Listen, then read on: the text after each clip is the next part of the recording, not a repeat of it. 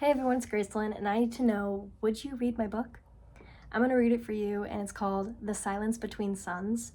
And this is the rough draft, so please excuse if I stutter or mispronounce a word because I'm not very good at reading things out loud. So here's chapter 1.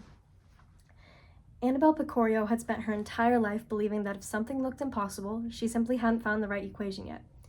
At 7 years old, she tried to calculate the exact path a maple seed would take as it spiraled from a tree. At 12, she stayed awake for 3 nights because she couldn't stop thinking about why black holes evaporated. By 29, she'd helped design and now pilot the first ship capable of stepping outside the universe for a fraction of a second.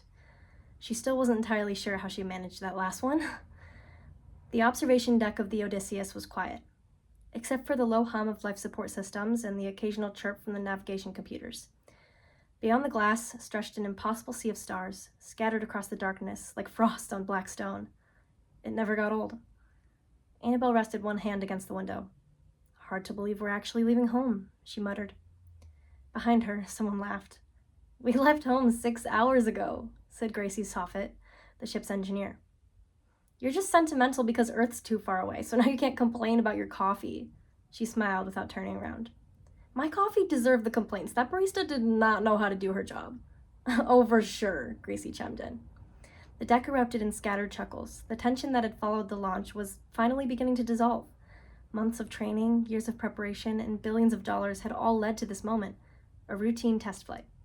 Routine. Annabelle liked that word. History rarely did. A soft chime echoed through the bridge. "Gap drive sequence begins in 60 seconds, announced the ship's computer.